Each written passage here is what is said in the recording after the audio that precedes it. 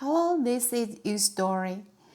What if I told you one of the most powerful empires in history lasted only 15 years? This empire created the first emperor of China. It built a massive wall. It created an army of thousands of stone soldiers. And it changed China forever. But here is the strange part.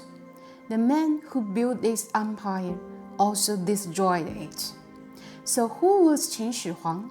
A genius, a talent, or both?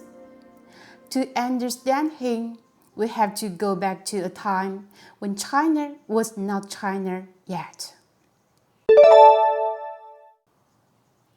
More than 2,000 years ago, this land was divided. 7 kingdoms were fighting each other. Every kingdom had its own army, its own money, even its own writing.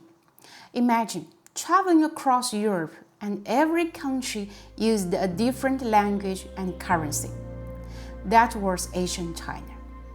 For 100 years, people lived through endless wars. Kings changed, armies marched, millions died. Everyone wanted peace, but nobody knew how to create it. Then, one small kingdom from the west started to rise. That is Qin. And the person who would change everything was just a young boy. His name was Yingzheng, and his childhood was not a happy one. His father was a hostage in another kingdom. So Yingzheng grew up knowing something very important. If you have no power, you have no protection. At 13 years old, he became king of Qin, but he's still a child. Others controlled the kingdom. They thought he was too young. They were wrong. At 22, Yingzheng took power, and he made a decision that shocked everyone. He wanted to end 500 years of war, not by winning one battle, but by destroying entire system. Then came the moment nobody expected. One by one, Qin defeated the other kingdoms: Han, Zhao, Wei, Chu, Yan, Qi. In 221 BC, China was finally united. Yingzheng became something the world had never seen before. Not a king, an emperor. Qin Shi Huang, the first emperor. But now he faced a bigger challenge. Winning China was easy. Keeping China together was much harder. So his next move would completely change the country. After becoming the first emperor, Qin Shi Huang had a huge problem. He had conquered China, but China was still divided. People in different regions used different writing, different money, different merriments. They had spent hundreds of years fighting each other. So Qin Shi Huang asked a simple question: how do you turn many kingdoms into one country? His answer was: make everyone follow the same system. First, writing. Before Qin, the same word could be written in different ways depending on where you lived. That made communication difficult. So Qin created one official writing system, a decision that would connect China for thousands of years. Even today, Chinese people may speak different dialects, but they can still understand each other through writing. Then came money. Before Qin, every kingdom had its own currency. For merchants, it was a nightmare. So Qin introduced the one standard coin across the empire. Trade became easier, the government became stronger, and the empire became more connected. He also created standard measurements, weights, length, size, things that seem simple today, but were incredibly important 2,000 years ago. Because Qin Shi Huang understood something. A country is not held together only by soldiers. It is held together by shared systems. But there was a darker side. To build this new China, Qin Shi Huang demanded a huge price. And one of his greatest achievements would also become one of his most controversial legacies. Today, the Great Wall is one of the most famous places on Earth, but the real story behind it is more complicated. Many people imagine Qin Shi Huang built the entire wall from nothing. That is not exactly true. Before Qin, different kingdoms had already built smaller defensive walls. Qin connected and expanded them. Why? Because there was a serious threat from the north. Fast horse riders could attack villages, steal supplies, and disappear before armies arrived. The war was designed to slow them down, to protect the empire. And as a military idea, it was brilliant. But building something this huge required enormous labor.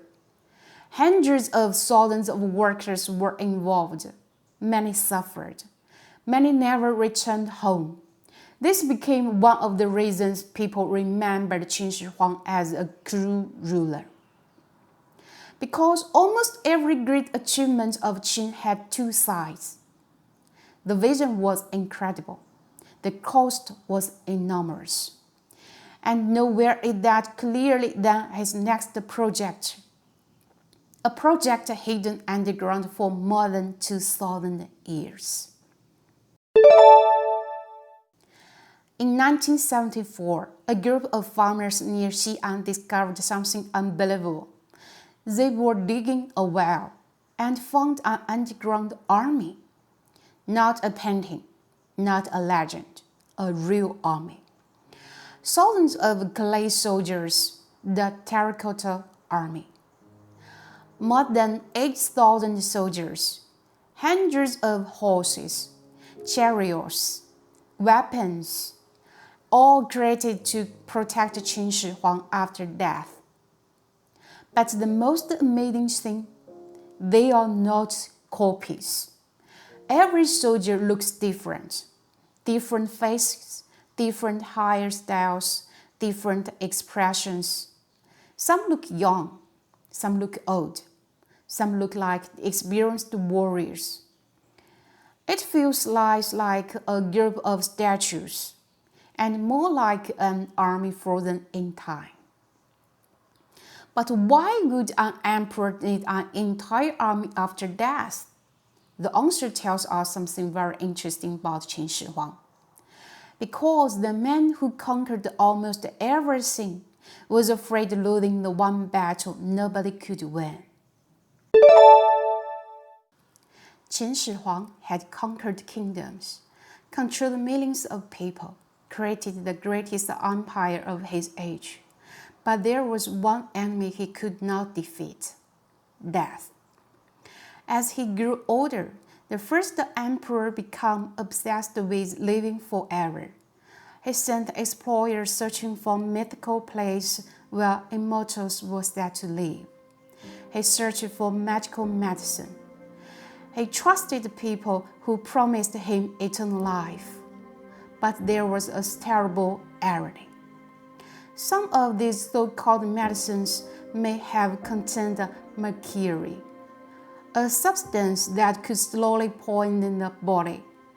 The emperor who controlled an empire may have been destroyed by his own fear. In 210 BC, Qin Shi Huang died. During a journey through his empire, he was around 49 years old.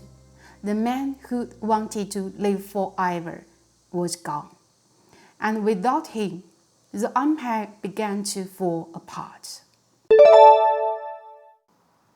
After Qin Shi Huang died, the empire entered chaos. His son became next emperor, but he did not have his father's ability. Behind the scenes, powerful officials fought for control. At the same time, ordinary people were hungry. They had suffered from heavy taxes, strict laws, and massive construction projects. Then, a small rebellion began. Two ordinary soldiers stood up against the empire. Their names were Chen Sheng and Wu Guang. Their messages were simple. Why should power belong only to a few people? Their rebellion spread, and soon the empire Qin Shi Huang built began collapsing. Only 3 years after his death, the Qin Dynasty disappeared. The greatest empire of its time lasted only 15 years. But there is a strange thing. Qin did not truly disappear, because although the dynasty died, its ideas survived. The next dynasty, the Han Dynasty, kept many things Qin created: a unified government, a common writing system, standard measurements, the idea of one united China. For the next 2,000 years, dynasty would rise and fall. Some would become powerful, some would collapse. But the basic idea remained. China was one civilization. So, how should we remember Qin Shi Huang? Was he a brutal dictator? Yes. Millions suffered under his rule. Was he also a visionary? Yes. He created systems that shaped China for thousands of years. He was a builder and a destroyer, a genius and a tyrant, a man who created something much bigger than himself. The Qin Empire lasted only 15 years, but its influence lasted more than 2,000. The empire died, the dynasty collapsed, but the idea of China survived. And that is why Qin Shi Huang remains one of the history's most fascinating figures. A man who tried to create something eternal and accidentally created a legacy that outlived him. What do you think? Was Qin Shi Huang a true dictator, or the founder of one of the greatest civilizations in his history? And if you want to discover what happened next, how the Han Dynasty inherited Qin Empire, opened the Silk Road, and connected China with the world, the story begins in the next chapter. Thank you for listening.